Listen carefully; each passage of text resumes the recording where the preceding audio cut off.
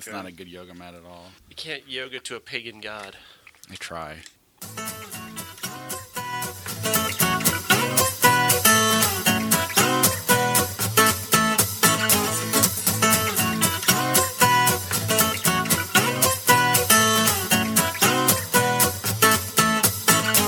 Welcome to Everyone's a Critic movie review podcast. I'm your co-host, Bob Zerl. With me, as always, is professional film critic Sean Patrick. And with us once again is Michael Carlson. Hello again, everybody. Thanks for having me on the show. Thank you. Thanks for coming back. You came back specifically for Uncle Buck this week, is that? That is correct. I got a funny story about that when we get there. A bunch of adults, Uncle Buck blocking me. Wouldn't let me watch it. Visit us at ihatecritics.net, everyone'sacriticpodcast.com. We're on Facebook, Twitter, Instagram. Our handle is CriticsPod. Subscribe to the show, rate and review the show, like our pages, friend us, and share it with your friends. We're on Apple Podcasts, Google Podcasts, Spotify, Alexa, Stitcher, all your podcatchers.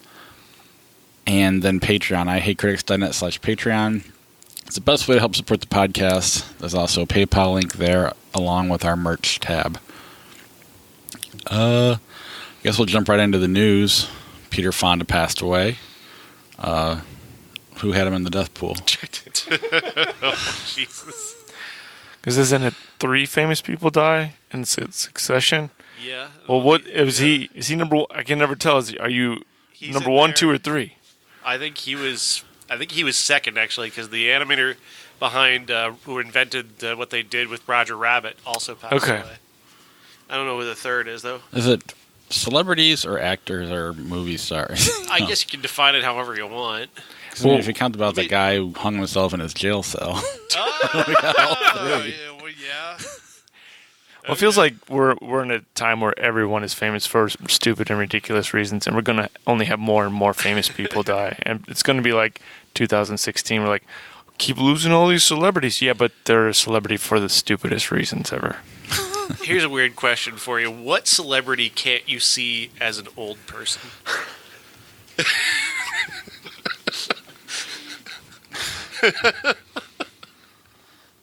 You mean with surgery, they make it impossible for you to see them as an old person, or they just pass away? You just try and think about like they're not making it to 60. Is that what you're thinking? When you think about it, like you can't even imagine what they'd be like if they were old. Like for me, it was always Madonna, but she's getting there now. I mean, I was going to go along those lines, like Marilyn Manson or something like that, but he's in his 50s now, so.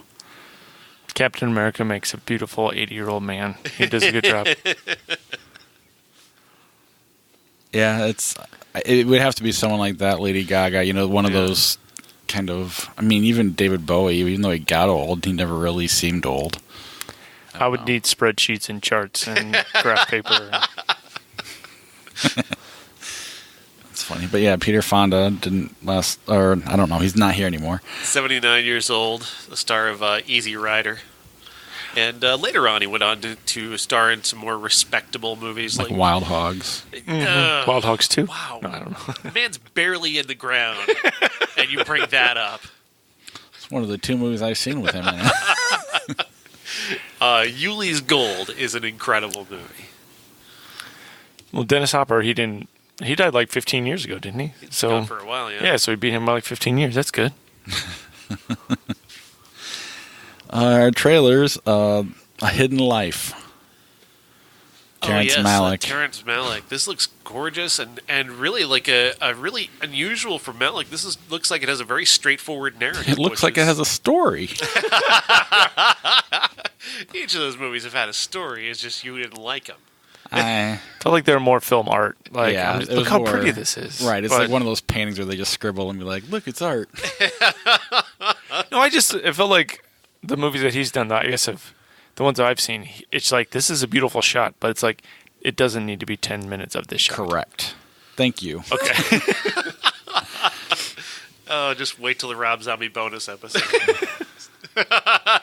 Enjoy yourself now. I'll make you watch Lords of Salem, too. But that said, I did like, what was the one I liked from, with Martin Sheen in it? Oh, Badlands. I liked that one, but it was a straight-ahead movie.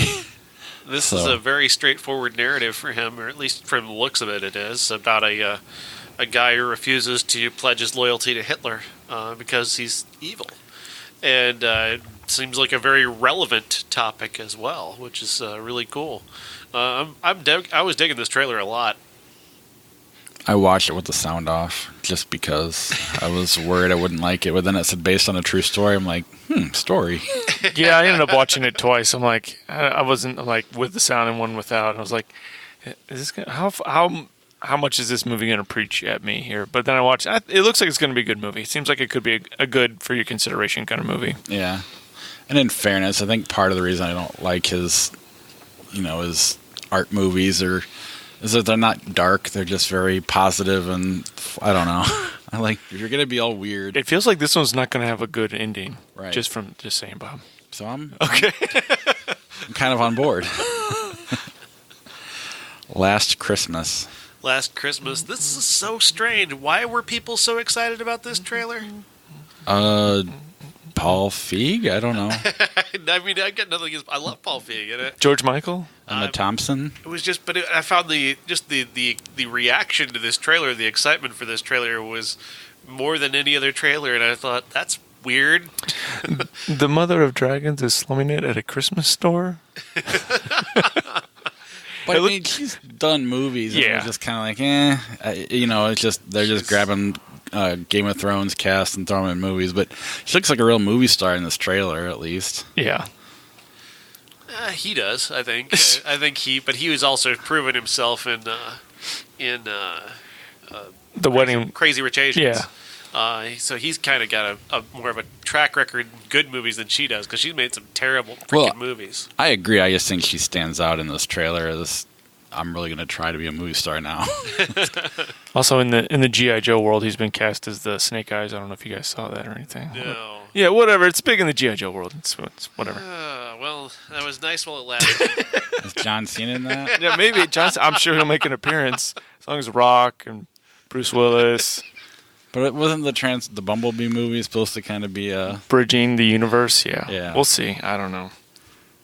But you didn't like the trailer, or you just didn't care? I know you're not a big Christmas movie guy. I'm not big on Christmas for sure. Well, it feels like Love Actually's having these babies. These movies are being born every year. It's like of a Love Actually. It's not, but it's going to continue for a while, until whatever the next big Christmas romance situation is. But I do think Emma Thompson and as the writer and Paul Feig as the director may make it a little better than it should be. Maybe not.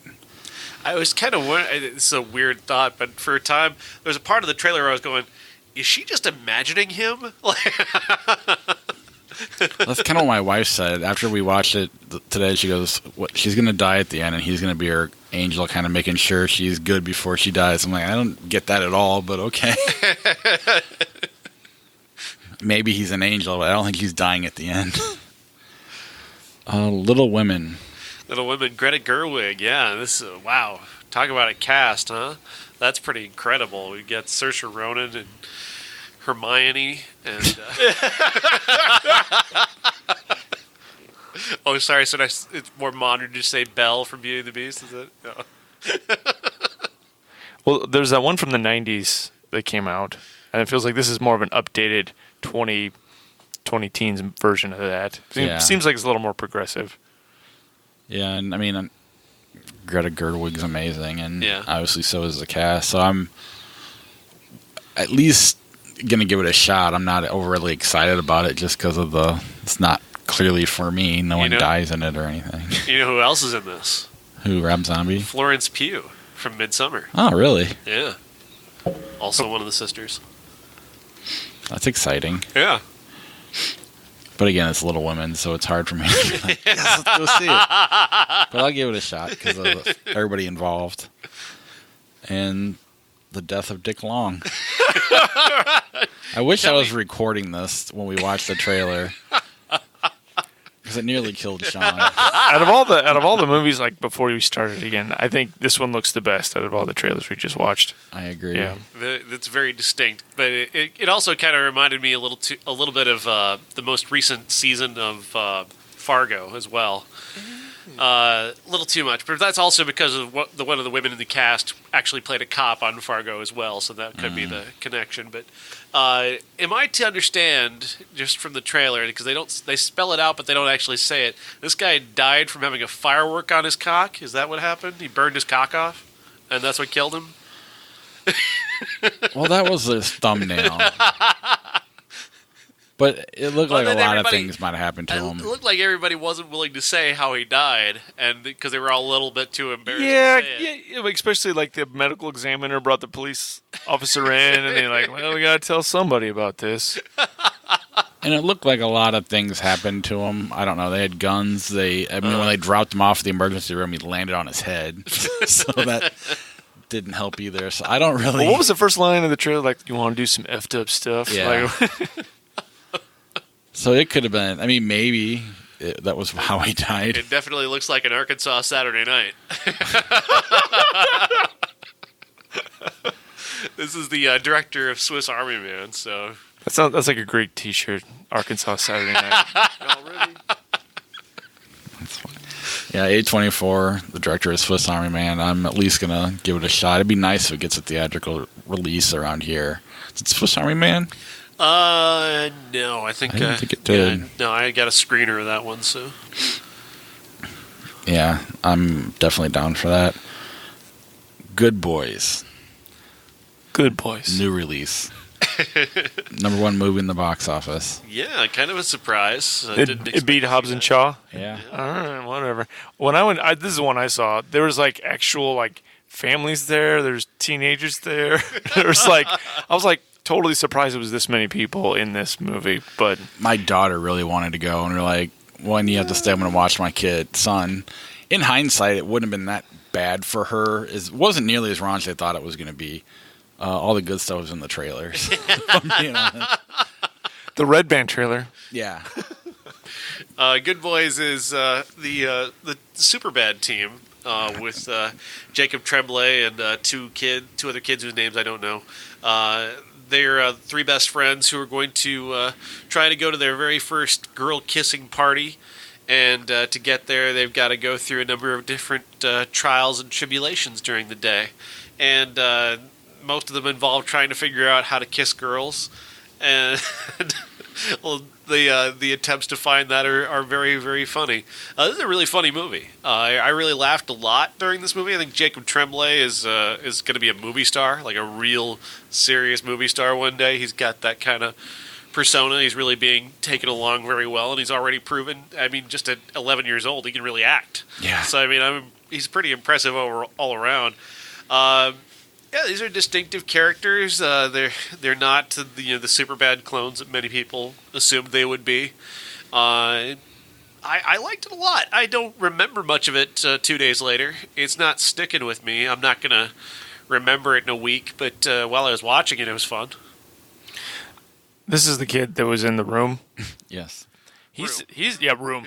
Just the room is a whole other thing. He was in room With Brie Larson. Just Brie gotta say with Brie Larson. He's pretty fantastic. I thought he did a really good job. I even like some of the friends. They kind of felt like the other 2 kids definitely felt like they were walking off the set of like a Nickelodeon set or a Disney set, but just their earnestness and then delivering the swear words really brought me over to their side. Yeah, no, I agree. Everything about it was good. I just don't know that it'll have the lasting power of, a lot of the other movies these guys have done, including Jacob Tremblay. But I like the way they, it wasn't just super bad with little kids. Yeah. The 2 teenage girls really made it all make more, I don't know, it brought more to, this part of your life doesn't matter. And they did a good job of breaking up their friendships and making it make sense. And I don't know, it's almost a movie kids should see other than the constant raunchy humor. But at the same time, it's not going to stand the test of time, I don't think. Not for me, but yeah, it's funny though. The kid whose parents had all of those sex toys, like I knew that kid in school whose parents had sex toys everywhere. This buddy of mine, we were like 11 years old, and he takes us into his parents' bedroom while they're not home, and he pulls down this giant double-ended dildo. Like, what the hell? Especially when you're that little, so it's even bigger. But why would you touch it? I mean, that's I didn't touch it. Well, right, but you said he pulled it. At some point, he must have He went grabbed up it. and got it, yeah. He went and grabbed Excalibur, and then I believe the phrase goes, dude, check this out. you never a better lockbox situation. Just a waterbed with like a canopy top, and they had all the sex toys on the canopy up top. Oh, Jesus. And I mean all the sex toys. And, I mean, everything the kid in this movie had, they had. They had a swing? Yes. Did you go for a ride? Everything except the CPR doll. The quote-unquote CPR doll. People are getting divorced left and right here in America, so if they found the secret with whatever that is, good for them. Yeah, absolutely. That's Do funny. you? That was also the kid whose parents always showed up and just would walk out to the kitchen naked every morning. Clothes are just a social construct. I wish my friend's mom did that. Maybe, depending on the mom. Oh, you did None of my friends' moms. None of my friends' Not moms were this attracted. mom. That is weird, though, to do it in front of kids that aren't yours. Anyway. But yeah, Good Boys is a lot of fun, though. And, well made. Well directed. It's got a good pace to it. It's a good looking movie. There's literally nothing wrong with it. It's just, I don't know. I mean, I do think the trailer was so good that it's, especially the Red Band one, that it'll be hard to... It doesn't live up to that, I don't think. But the movie itself... There wasn't really any, oh my God, oh my goodness, I can't believe they just did that, because I saw everything in the trailer. All the best stuff was in the trailer. It doesn't have, like, with Booksmart, they had, like, Billy... Carrie Fisher's daughter is not in the trailer, but she's in the movie, and she's freaking hilarious every time you see her. And this movie doesn't have that kind of transcendent character who pops up throughout. Right. But yeah, that was Good Boys. Moving right along. Angry Birds 2. Angry Birds 2 with a great voice cast. Jason Sudeikis, Josh Gad, Danny McBride, with newcomers Leslie Jones and Rachel Bloom, who I got to talk to this week, who was awesome. And the story is just pretty simple, straightforward. The birds and the pigs have to team up to battle a new island that's popped up. It's an ice island that is owned by eagles. The head eagle, Leslie Jones, wants to take over one of the two islands and just going to destroy them if she has to get them. And they have to team up to try and stop her. The thing that really surprised me about this is that there's a lot of, not just the consistency of the laughs, because you would expect this to just be a really mercenary effort. It's a sequel to a movie about an app. So you couldn't expect them, and you shouldn't be disappointed if they just went through the motions and just kind of just shit out a sequel just to do it. They didn't. They took a lot of care here, and especially they took a lot of care with the lead character Red, played by Jason Sudeikis, who actually has a real solid emotional journey in this movie. He's very insecure about his place in the world.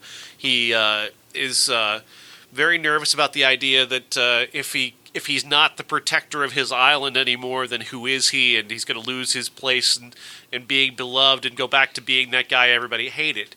And so I really actually felt for him and identified with him. And the care that they took to build that into this and this sequel to, again, just a movie that's a sequel to an app cartoon is really impressive that they took the care to do that.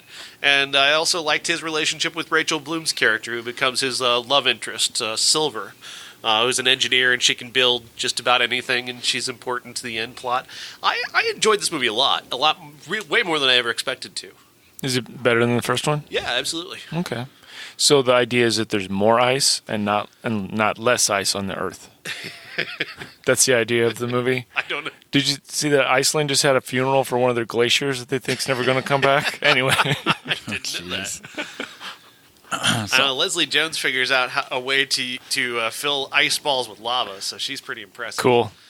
So you think it's fun for like 4 or 5-year-olds? Like it's like right in their wheelhouse? Like yeah.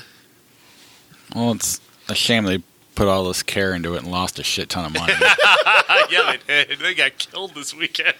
It's the number 4 movie in the and only made $16 million. Animated movies that open to less than $25 million tend to be considered bombs, like serious bombs. It's got to be hard though, because everything is, they want $500 million from every animated movie, and that's to be expected. And you're like, it's hard to deliver on that, you know, especially the week school starts or whatever. Yeah, it was a tough weekend to open this movie, but they also have international to rely on, so they'll be fine eventually. They have a big budget though.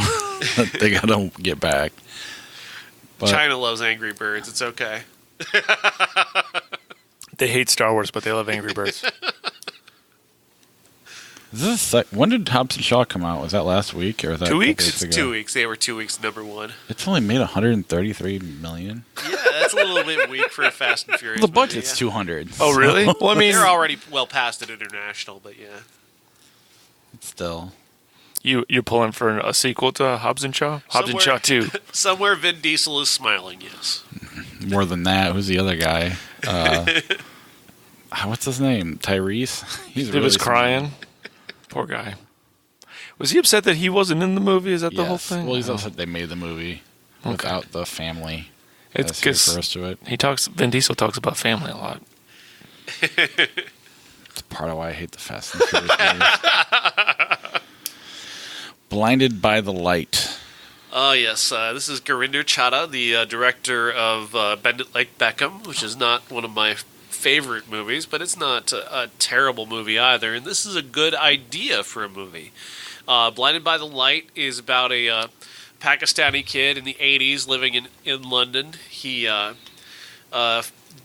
just one day his friend hands him a couple tapes of Bruce Springsteen, and it kind of changes his life. He starts listening to Springsteen and finding himself identifying with the lyrics in a way that he's not identified with any kind of art before, and it inspires him to write his own poetry, and it inspires him to meet girls and to take charge in his life with his overbearing father. And it's quite a fun journey. It's got a lot of humor. The music is, of course, incredible, especially if you're a Springsteen fan like me.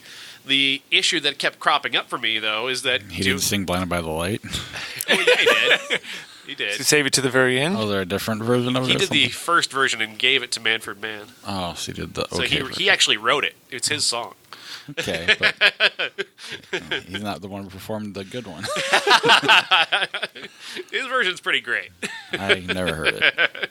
But yeah, the issue that propped up for me repeatedly was: am I enjoying this movie or am I enjoying Springsteen? Because I love Bruce Springsteen, and there are aspects of this movie that I don't care for. Like one thing that Gurinder Chadha has had a hard time doing is really making the details of the movie work. Like, she's great at coming up with good ideas and good characters, but like the details and like costumes and wigs especially are just brutal. It's brutal to watch here, and I know this happens a lot in movies where they're remaking the 80s. But, like, I mean, John Carney did it in Sing Street where everybody doesn't look like an asshole. But everybody in this movie kind of looks like an asshole because they got these stupid wigs on, and their costumes are that overblown 80s-ness, you know, like, that just, you just don't care. You're just playing off the stereotype of the 80s. You're not trying to recreate the actual era with these characters, and that bugged me a lot. I had a hard time getting into the movie because I kept staring at people's stupid wigs and their dumbass costumes. So it looks like a Target ad from the 80s, and not like somebody's real basement with wood paneling and that Wagoneer couch, that wooden Wagoneer couch with those arms. Like, that's real 80s, you know, instead of like, you know, the weird neon stuff. Is that what you're saying? Yeah, I mean, it's just somebody's impression of the 80s who you weren't even there. It's like Rock of Ages or something like that. And I just find that so annoying because, again, I've seen good movies. Like Sing Street, again, to bring that up, does a great job of being an 80s movie that looks like it's in the 80s. And I've got some of the songs on my phone right now. It's fantastic. I love Sing Street. I think it's amazing. Anyway. I just don't think it's impossible to do that. I think when you're a director who cares about the details enough, you get it right. I don't understand how anybody looked at a couple of these wigs and went, that's all right. That's fine. Sure. You know. Do you think other Bruce Springsteen fans will appreciate this movie? I think so. I think if you love Bruce Springsteen, you're probably going to give this movie an easy pass because there's just so many great Springsteen-related moments. There's a really big musical sequence with Thunder Road that is really awesome. And really moving and emotional. Just him singing to this girl in the middle of the street. It's beautiful. And it becomes this big, big dance sequence, and it's pretty amazing. A.R. Rahman mixed the movie and used he's the Slumdog Millionaire guy, and he's using all of Bruce's music, but he's also mixing it in a way that makes it almost feel like a musical at times. So it really does work in that way, but like I said, I can't figure out whether or not I'm identifying with the emotions of the movie or with my emotions for Bruce. What if your emotions are, I think he's kind of overrated? You think you could like this movie? Asking for a friend. Perhaps. I think somebody other than me needs to watch this movie and decide, because I'm too close to the subject to tell you whether or not this is a good movie or not. I think it is. It's got 90% positive on Rotten Tomatoes, and a lot of people really like it. But again, are we all identifying with the music or with the movie? Do any of the characters work in a mill or get pregnant by the river? Is there anyone loses a job recently? Yeah, okay. I mean, it does reflect. It reflects the times, because this is set in a time right after Margaret Thatcher and. Oh, really? Okay, so I guess it makes sense. The downturn of the English economy. Account of the economy. Sorry. Anything else on Blinded by the Light before we move on? See it. I'm recommending it. I would love to hear from somebody who's not like a completely in fealty to Bruce Springsteen to watch it and tell me if it's actually good or not, and whether or not I'm just listening to Bruce. It sounds like it's just like a love story to Bruce Springsteen, or that first artist or that first mixtape you get. I got like Revolver and Rubber Soul, and then I got like Led Zeppelin 2, and you're like, these are the best thing ever. I can't believe life could ever be. What could life be like without this? And it seems like that's what they're doing with Bruce Springsteen. It's based off of a true story. So this actually happened to this music journalist who grew up in London, and his buddy gave him a couple of Bruce Springsteen tapes, and he went on in his life to write about music and become a music journalist and meet Bruce Springsteen multiple times, and they remain friends to this day because of Bruce Springsteen. And I do like the style, like some of the style in terms of the shooting, outside of the costumes and the hair. The scenes. There's the scenes in the trailer that you've probably seen where the lyrics of the song are on the wall. That's it's a really cool effect, and it really works in the movie. And I like there's like a heavy storm blowing through at the time, and it really seems to fit with the music. It's a really great scene. So Bob hates Bruce Springsteen. He's never going to see it. I don't hate.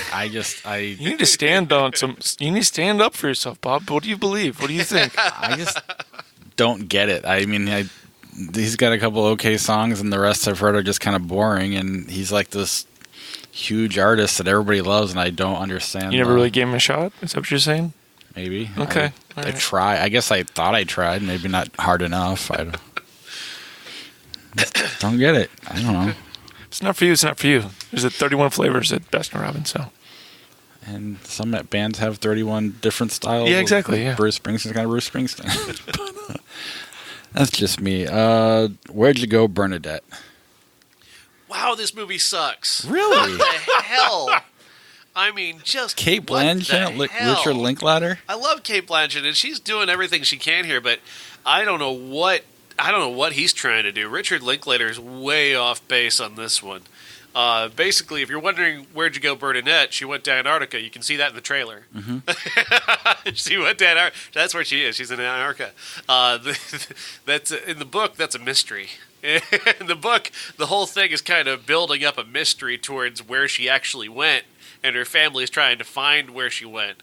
And the movie removes that immediately. Not just with the trailer. Okay, Not just with the trailer, but like in the movie itself. Like the first thing you see is her in Antarctica. And then you hear the family. The next scene is the family planning their trip to Antarctica. So the family even knows where she's going to be. Like, it's so stupid. So immediately you've removed the narrative. The forward motion of this narrative, that's gone now. And now all you're left with is just super, super rich people whining and complaining. You know what her biggest problem is? Is that for one, she's having trouble sleeping, but the other is she's just not inspired. Oh, fuck you. So is it like I Heart Huckabees? Is that what it's at? Is that what it's like? I Heart Huckabees is way better. Okay. That's a really That's what the way you good described movie. it makes me think of that movie. That's a really good movie. Okay. This is just like she's just super rich, and her biggest problem is that she's not inspired. And I guess if you can't, who can't relate to that? I was just sitting in my giant mansion the other day, just worried that I wouldn't be able to create anymore. Fuck you. Fuck As long as this I have movie. someone to draw me a bath, I'm usually pretty creative.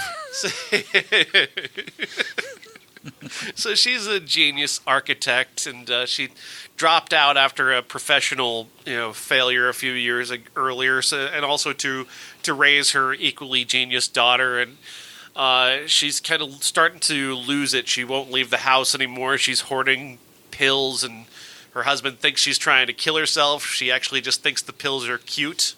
And colorful in this little... I mean, the trailer makes it seem like an indie lady movie. Like, if you're an indie lady who likes independent movies, you'll love this. Oof. But it's just sad. It's just inessential in every single way.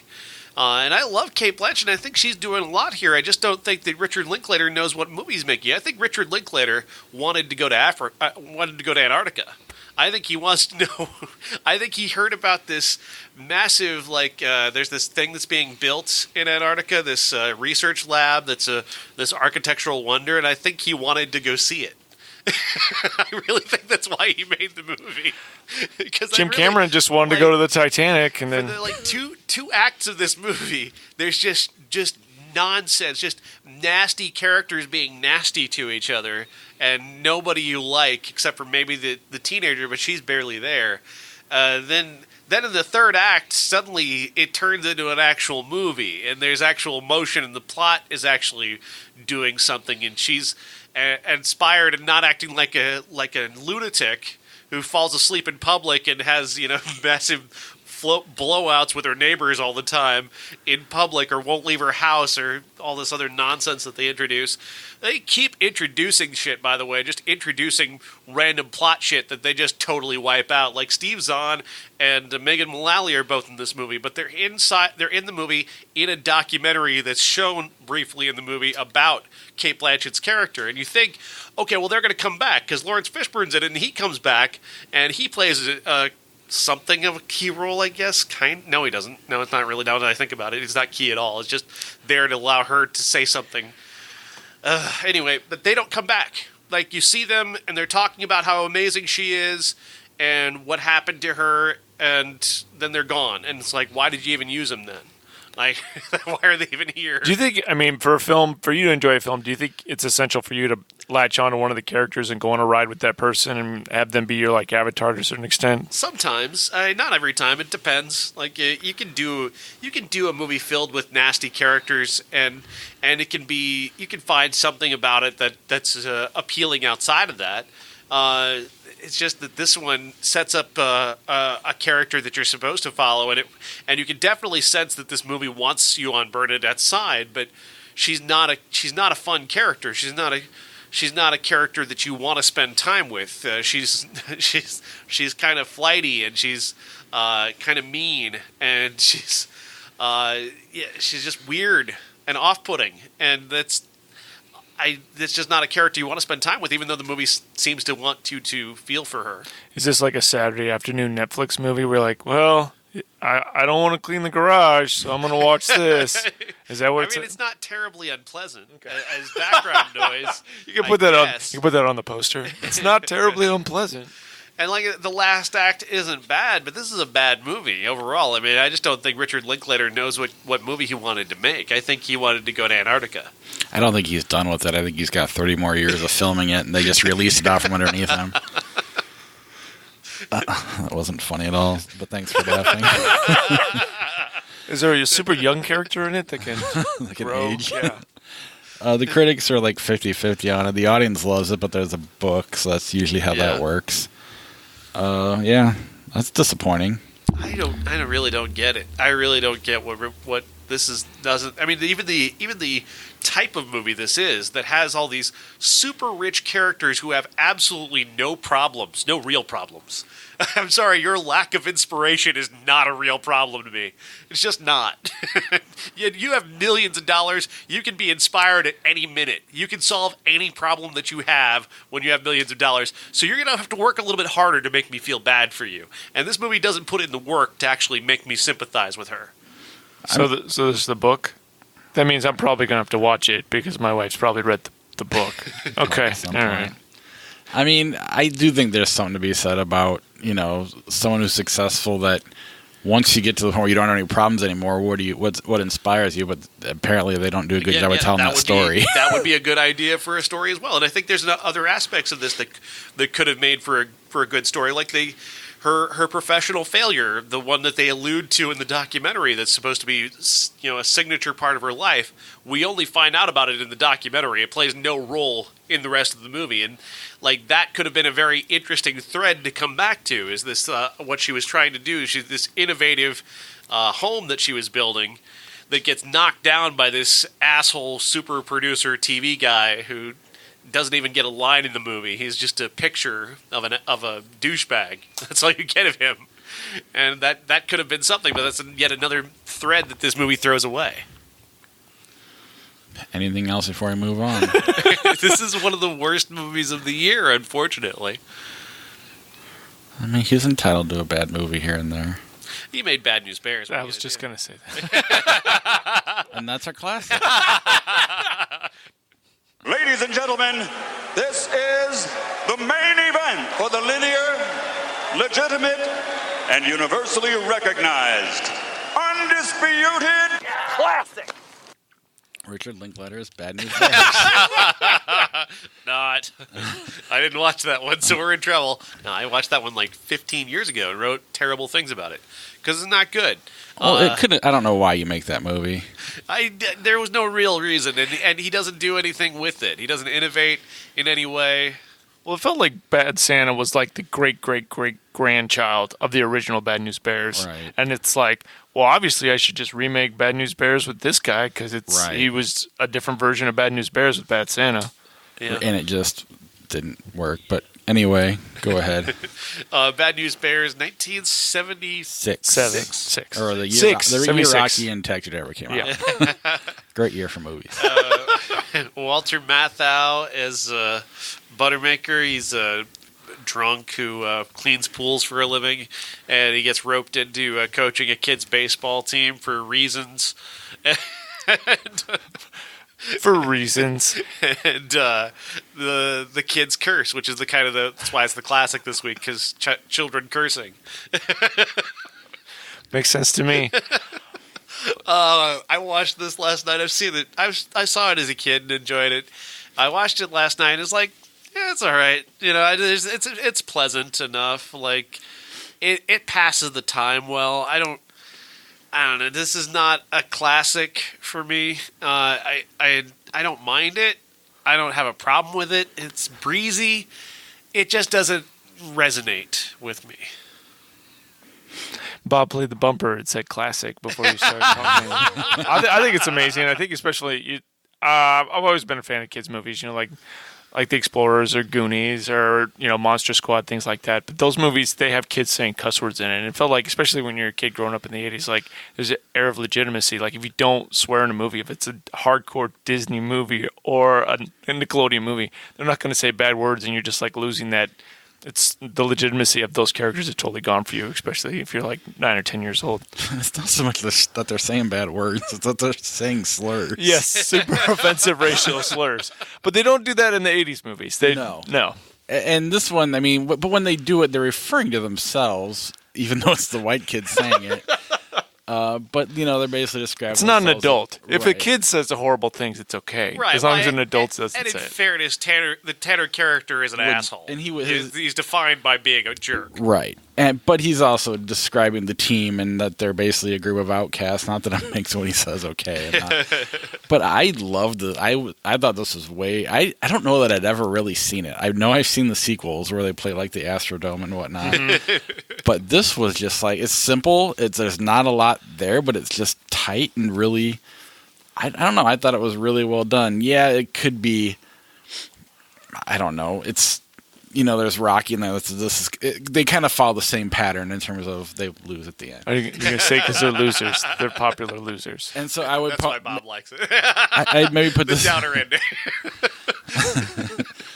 I'd put this at like the next level down from that, but still, right? I definitely call it a classic, and I just thought it was really good, especially that final game. That really pulls that whole movie together and. I don't know. It says there's so a lot. much. I mean, there's so much character stuff going on with like the Yankees on the bad team, and then the coach of the a-hole team on the Yankees. Like the dynamic between the players on the Bears, and then just like, I think it's. I mean, as far as there are 80 plus movies that have directly just ripped this off. It's had a cultural impact on children's cinema and then underdog cinema as well, and little kids swearing in movies too. Well, in fairness, Rocky's the underdog movie. Okay. I give it too much credit.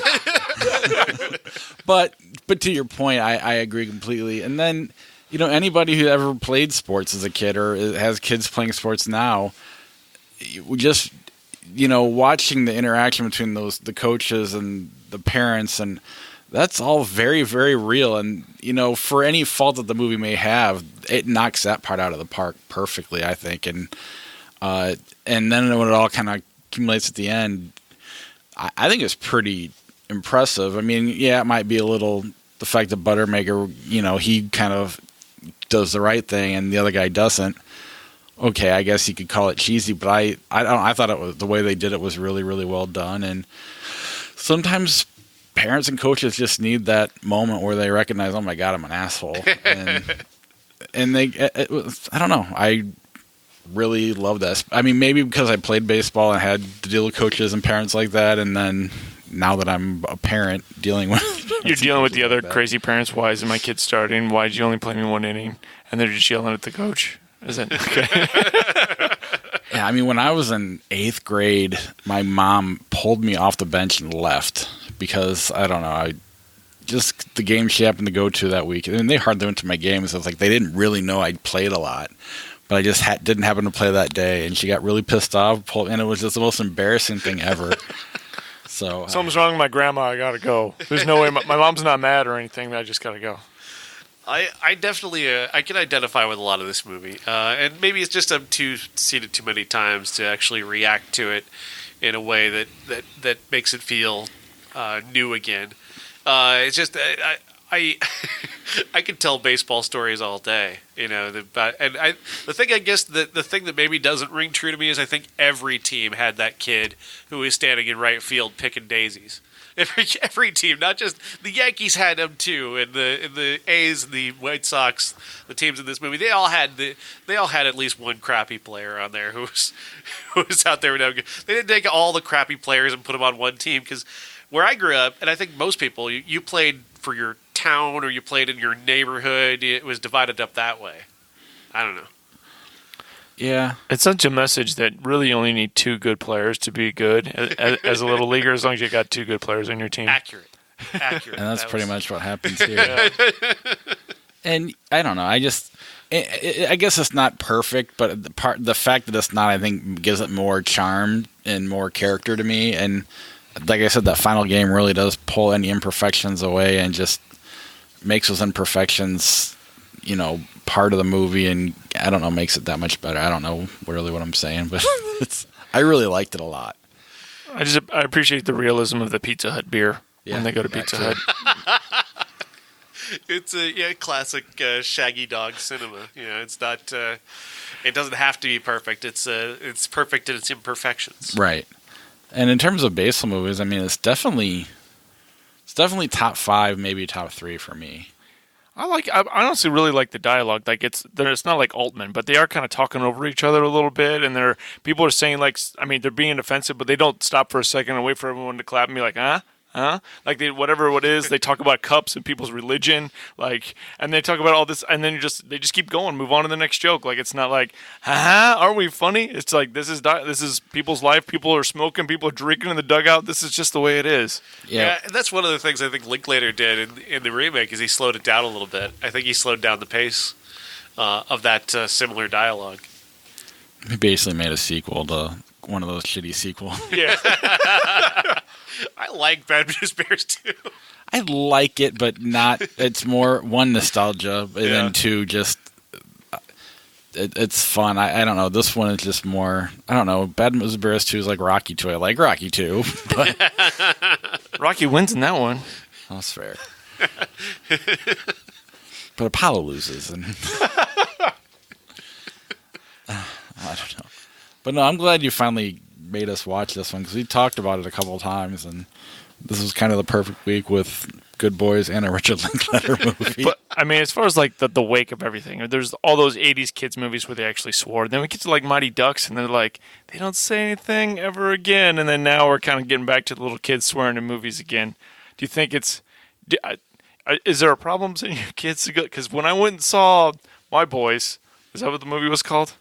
Tonight. The one, My Boys, was Good Boys. There's like 12-year-old kids in the movie theater with us, and you're like, this is not cool. It feels like maybe like 14 or 15, I'd be okay sending him to it, but I don't know. I mean, culturally, you think it's okay to have little kids swearing in movies? Having a 12-year-old, I think my daughter could have handled it.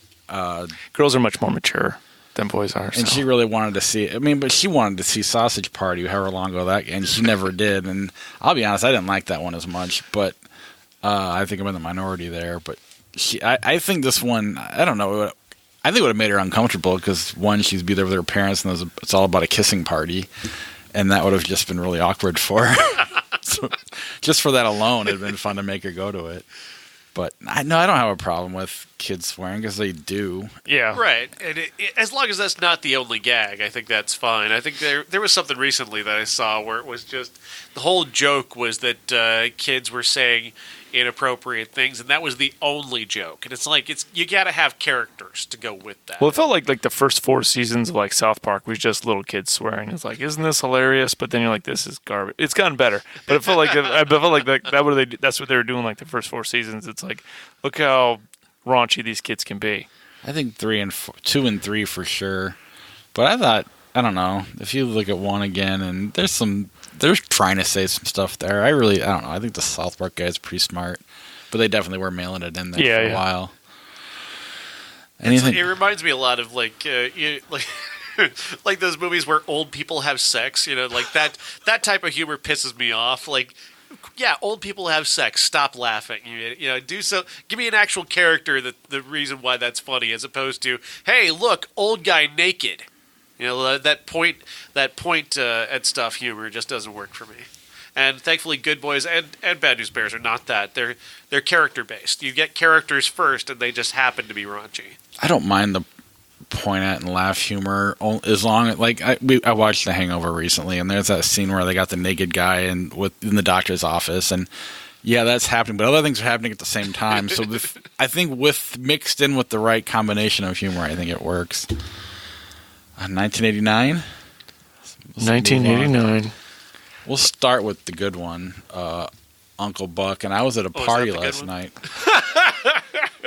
And it came down, the popular one then. It came down to, what do we watch? Uncle Buck for me, because I knew I had to watch it for the show, or The Great Outdoors for the kids.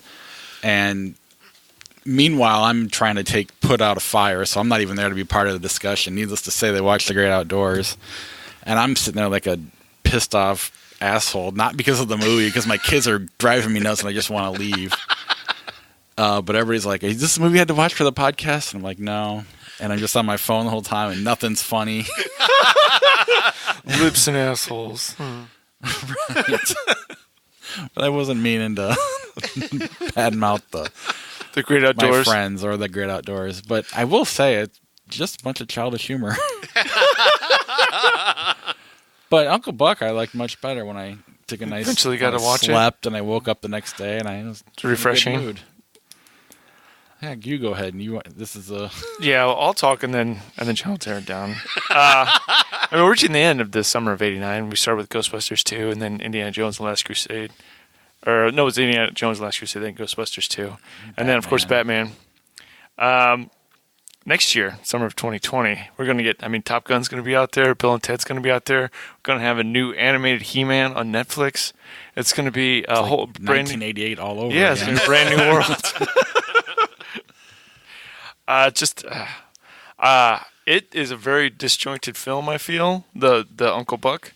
But I still love, all this, there's mean-heartedness between Uncle Buck and the 15-year-old teenage daughter. I don't know if it's necessarily earned, but it's tons of fun. I enjoy every moment of it. From the outside looking in, you're like, this guy would not be able to get away with any of this. And then just I really enjoy his Papa Bear moments where he circles the wagons and he wants to take care of the 15-year-old girl and the little kids that are, that he doesn't feel are being treated fairly at the grade school. John Hughes. He's kind of he's famous for just spending 2 days writing his scripts. And you're like, I think he should spend a little more time doing more story stuff on Uncle Buck. it's fun to just kind of wind up John Candy and watch him go because it's just he's magic on the screen. I don't want to speak poorly, but Belushi, he passed away, and then Chris Farley, he passed away, but they were doing cocaine. They were doing 8-balls. And John Candy had his own personal body just attack him. And that's why he's not here. And in 2016, people wanted to bring back, what if it would have been better if we had Ernie Banks here when the Cubs won the World Series, or if we had Ron Santo here. I'm like, if I could bring back one celebrity, it'd be John Candy. I'd want him back. I think he's just, I really hope that this is the person in this movie is what he's closer to in real life. I really hope that this is who he really is. I think he's fantastic. Yeah, I'm kind of with you. You're right. It's basically turning on John Candy and watching him go. That's what the movie is, and for that, it works. It's kind of what the way Sean initially described Bad News Bears. It's breezy. It's it's childish. You got the nostalgia that goes with it, and then it's easy to watch. It's a fine message, nothing too much, and it's harmless. I enjoyed it. I wish you would have watched that last night instead of Great Outdoors. I find this movie to be a tad bit obnoxious. I do find this to be kind of that they don't really earn the moments where the kids are cursing in this one. They don't really set up the characters very well, and I think the humor that comes. I love John Candy. Mac is Macaulay Culkin is at his best or near his best. I love John Candy, but I find that a lot of this movie is based. You're just supposed to find it funny that he doesn't have any common sense. Right. That is just that is the entirety of the joke. He has no common sense, and you're just supposed to laugh at that. And I needed something more than that. Now, 13-year-old me loved this. He didn't care about any of that shit, about motivation and all, none of that stuff. He just laughed at because the big guy fell down or he got hit in the head. And he punched the clown. It's hilarious. No, I'm bad-mouthing Great Outdoors as a joke because they're essentially the same. He's a slightly different character, but they're both childish, lack of common sense. We all lack common sense sometimes, but in a movie you have to earn that, like Sean was saying. It has to make sense why for that moment you didn't have common sense. Yeah, it can't be the only joke either. He dries the clothes in the microwave. It's hilarious. Somehow I made a pancake the size of the house. He found a stove that big. But it works what it's trying to do. It's not trying that hard, really. No, that's true. That's definitely true. It definitely feels like this is the portion where it's like the John Hughes machine, next.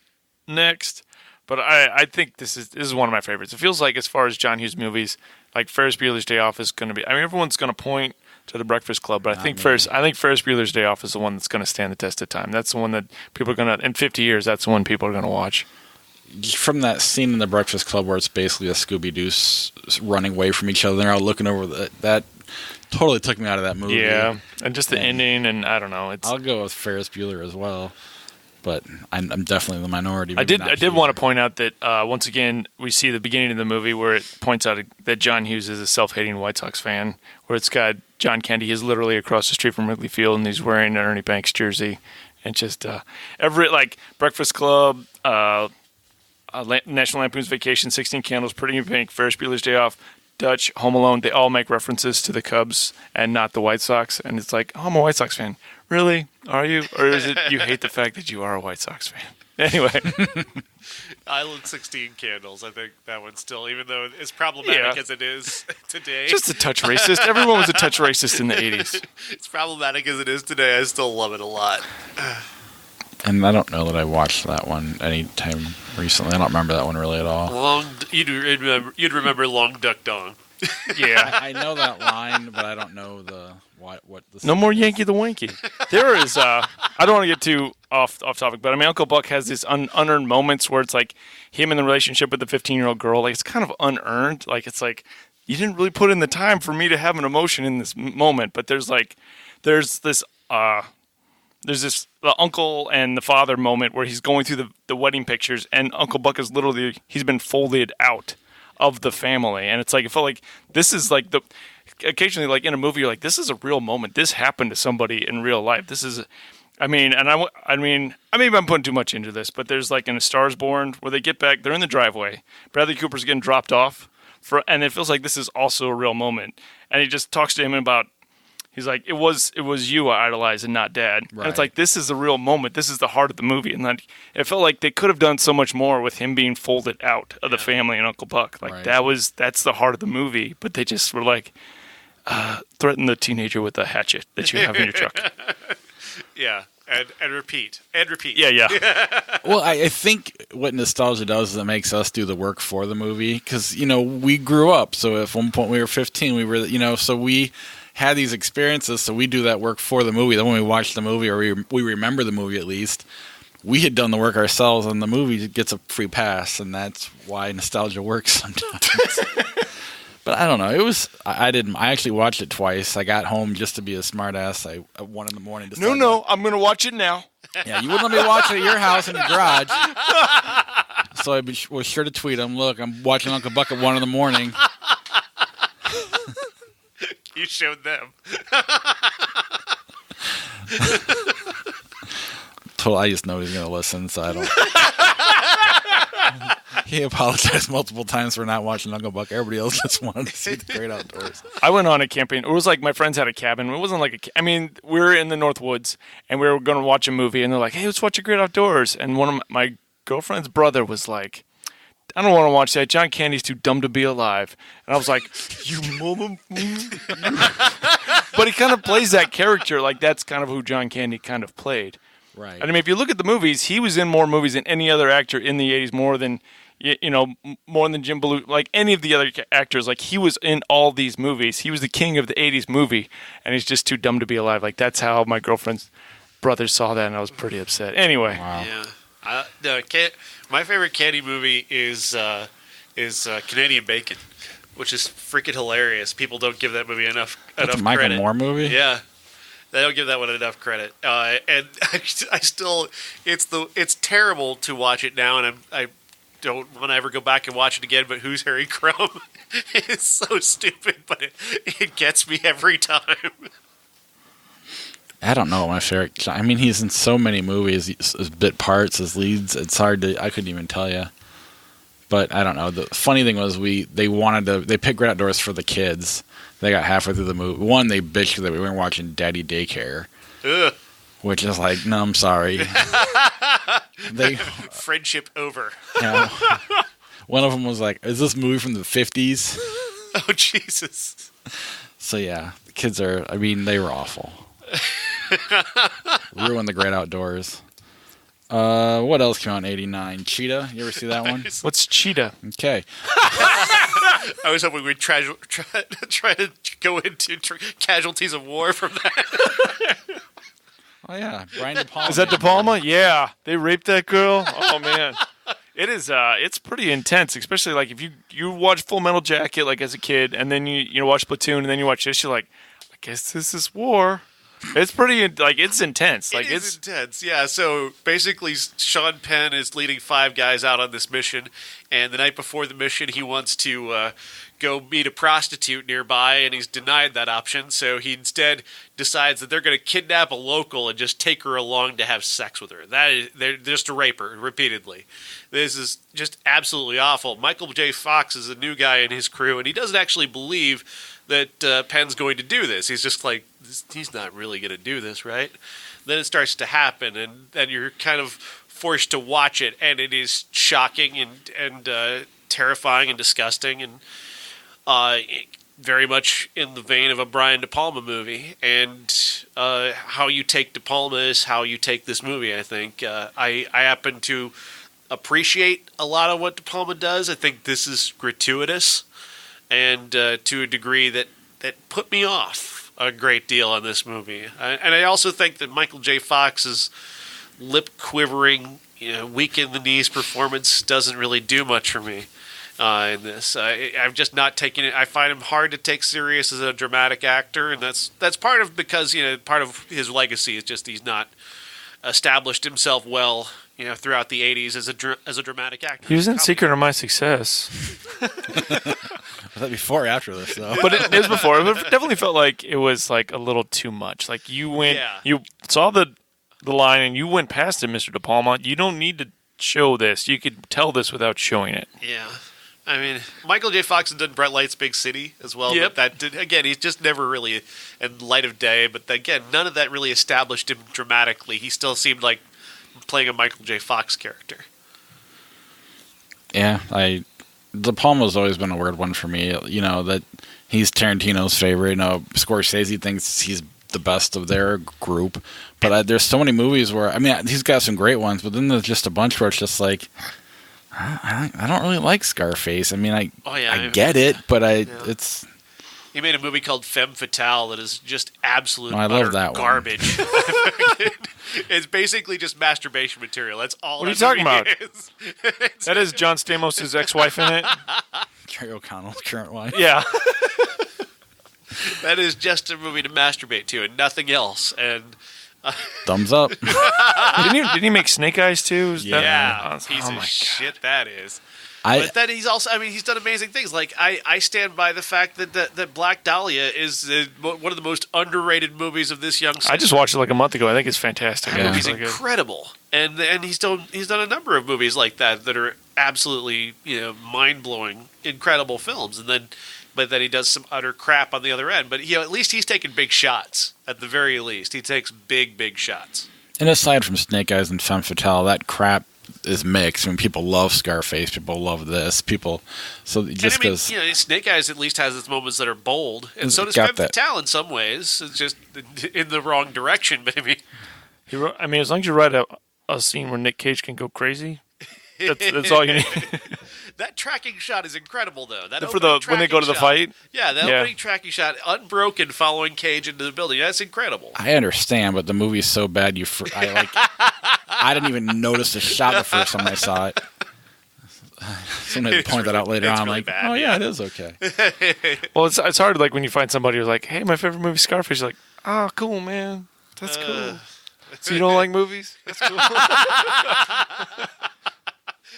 Sorry, I don't want to alienate anyone. I'm sorry. So you just like rap posters? Yeah. But, when I was getting into movies, it was like The Godfather and Goodfellas and like Deer Hunter, and I was getting all these movies, and that was one of them. And then I'm just like, I'm not getting it. And I'm like, it made me feel stupid. Oh, yeah. And then all of a sudden I found out a lot of people don't like the movie. It's really just a lifestyle movie. That's all it is. It's a movie you put the poster on your wall to show that you're interesting. I'm a baller. Yeah. Yep. Not a good movie. A chorus of disapproval. A chorus of disapproval? It's a movie. I thought that what we just did to Scarface. It's no Cheetah. It sounds okay, though. I watched the trailer for Cheetah. It's got Keith Coogan. I've talked to him on my podcast, Really? Awesome 80s podcast. And you forgot to talk about Cheetah? I forgot to talk about Cheetah. It was down on the boardwalk. He's also in that, a fantastic film as well. I saw it at the Dollar Movie, and I remember specifically not going to see Cheetah.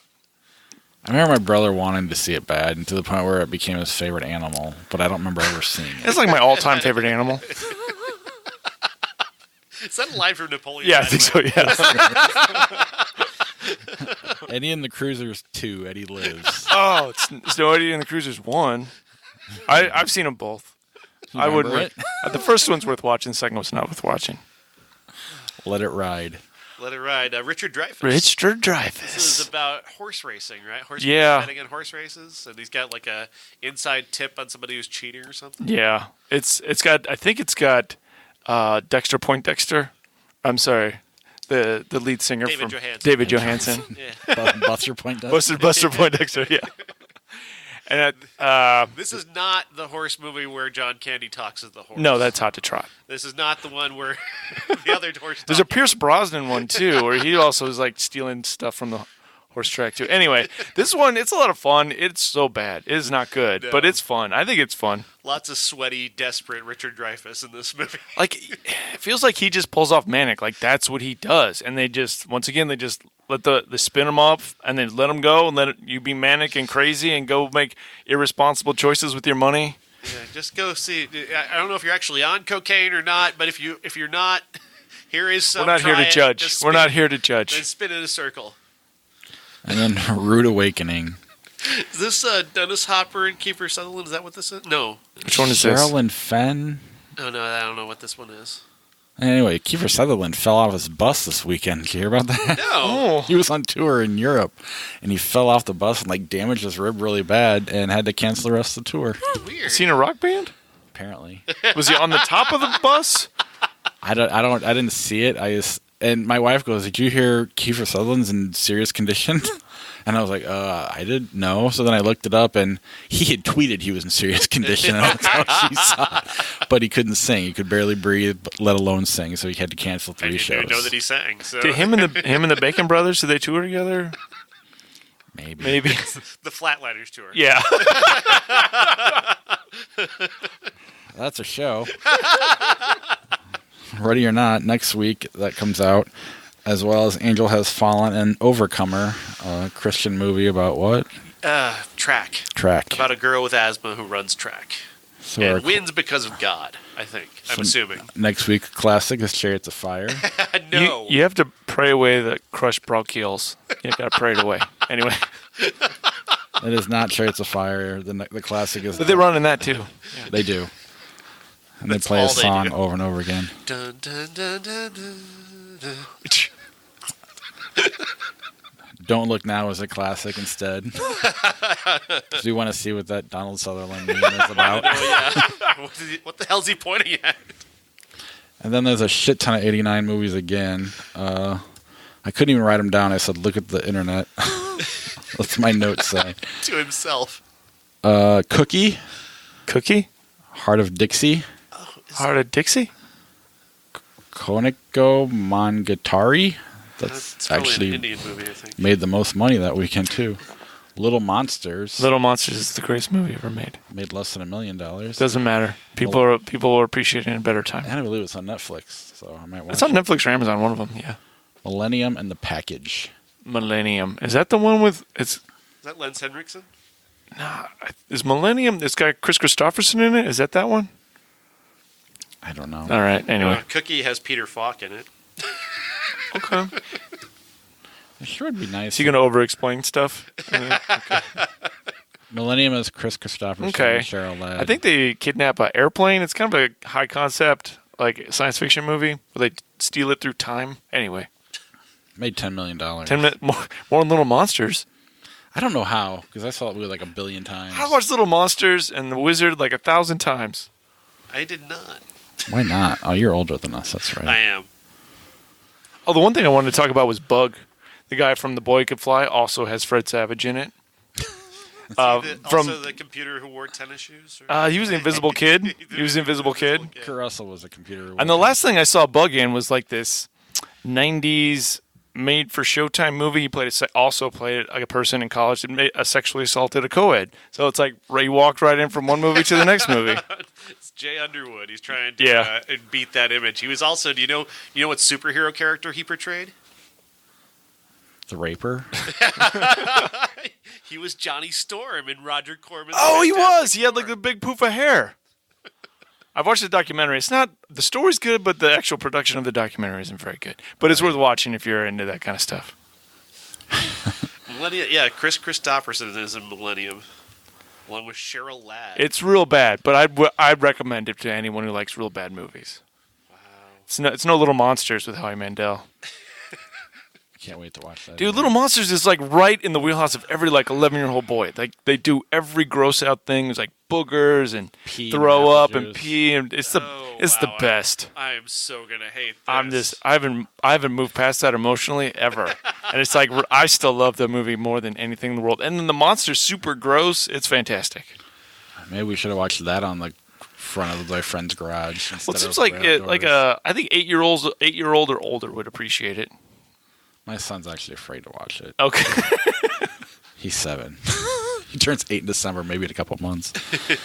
That is the show. I do want to thank our Patreon supporters, Charlie Messing, Jason Bryant, and the Key Grip level. The character actors, Josh and Beth Paul, Cousin Jeff and Christina Cato. The special effects level, Corey Finneran and Sarah Morrell. And then our movie star, Dave Sievers. If you want to be a Patreon supporter, head over to ihatecritics.net/Patreon to get yourself a credit on the show. You guys want to play a couple rounds of Flick Chart, or do you guys need to go? Everyone loves it. All right, The Replacements or Pulp Fiction? That's got Keanu in it, man. Yeah, it's Pulp Fiction. It's Pulp Fiction, yeah. Travolta or Keanu? It's kind of Keanu, isn't it? Yeah. Tron Legacy, Ice Age 2. Do you think they'll ever make a good Tron movie? I don't know. Probably not. I don't know. But it's certainly better than Ice Age, though. Okay. I honestly didn't like it at all, so I'm going Ice Age. I went Tron, sorry. Right. Good. Notting Hill or Gandhi? Notting Hill.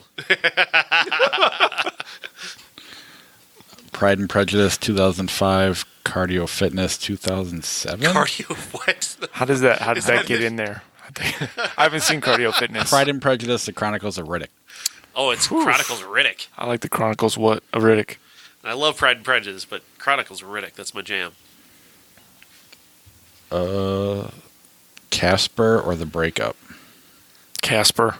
The Breakup. I'll go with The Breakup just for that scene at Wrigley Field at the beginning. Four Christmases, Who Framed Roger Rabbit? Who Framed Roger Rabbit. Yeah. Four Christmases sucks. Step Brothers, Pitch Perfect.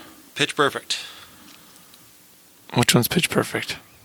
The acapella. The girl acapella. singing. No, I'm not going Pitch Perfect. Did you ever see it? Yeah, I've seen it. I hate Step Brothers. I hate it so much.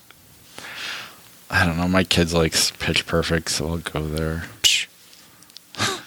End of Days, Big Trouble, Little China. Big Trouble. Big Trouble. China. I, Robot, Pearl Harbor. I, Robot. Pearl Harbor sucks. iRobot? I don't know. I would go Pearl Harbor over iRobot. Really? I did not like iRobot at all. I didn't like it either, but I hate Pearl Harbor. I'll just go I, Robot because I know Pearl Harbor. I don't remember. Rocky, Dead Poets Society. Ooh, that's tough. Not That's really. very tough. It's pretty easy for me. I would go Rocky. I love Dead Poets Society, but if you I guys do want as well. Rocky, that's fine. Spartacus, You Don't Mess with the Zohan. Zohan. Spartacus. I'll go Kubrick. Pirates of the Caribbean on Stranger Tides, Gulliver's Travels. 1996, a TV movie with Ted Danson. Never watched that, so I don't know. 1 Hour Photo or Pirates of the 1 Hour Caribbean. Photo. Saw 3, Annihilation. Well, Annihilation. Annihilation is fantastic. Yeah, I love Yeah. that movie. I agree. The Godfather Part 2, The Curious Case of Benjamin Button. Godfather 2. Yeah. Get Real, 1999, or Commando. Which ones Get Real? I do not know. Ben Who's in it? Foster's in it, I think. It doesn't have any names or I'm looking at, so I Okay. don't know. I can get rid of it Yeah, and pick something I've else. seen it, but it's fine. Let's see. Eyes Wide Shut, Commando. Eyes Wide Shut. Eyes Wide Shut. Arachnophobia, Resident Evil, Apocalypse. Arachnophobia. Mission Impossible, Ghost Protocol, The Chronicles of Riddick. Ooh, tough. That is tough. Which one's Ghost Protocol? Is that the fourth one? Which Ghost one's that? Protocol is the most recent one, I think. Is it? I thought it was- 2011. So second to newest, right? Yeah, something like that. It's slightly better than Chronicles of Riddick. I love Chronicles of Riddick. I agree. I have no opinion, so it doesn't matter. Dragonheart, Lethal Weapon 4. Dragonheart. You really think they're going to make a Lethal Weapon 5? You think it's happening? I have no idea. I'll go see it if it does. Because I'm picking Lethal Weapon 4. I don't care how bad the movie is. I like the chemistry. I'll pick Lethal Weapon 4 as well. Ray, Saw 2. Again, that is very tough. I'd go Ray. I'll go Ray. Okay, that's fine. I was actually kind of leaning Saw 2, so. Saw 2 of the first three, that's my least favorite. Lady in the Water, Fargo. Fargo. Yeah. Lady in the Water, though. That movie is so. Is that the M. Night Shyamalan movie where she's a fish person? It's terrible, but I don't mean to hurt any fish person's feelings. I saw that with a fellow critic, Linda Cook, and we were walking out of that movie, and we both hated it. We were both talking about how much we hated it, but I turned to her and I go, you know what, though? He hung his balls out there. He really did. And if he had literally done that. I felt like, well, it's a movie. It takes a lot of guts to do something. It's hard that because, I mean, stupid. everyone thinks you're a genius, and then like you have an okay idea, and in your mind it's an okay idea, and you're like, yeah, I'm going with it, and then it just is real bad. It's so terrible, though. It's terrible, though. Like, it's risky in a terrible way. Like, it's just, and he went for it. Obviously bad. Yeah, exactly. Like, every choice he makes is the wrong choice. I made a movie about a village, but it's right now. It's like we're living right now, and I play a park ranger.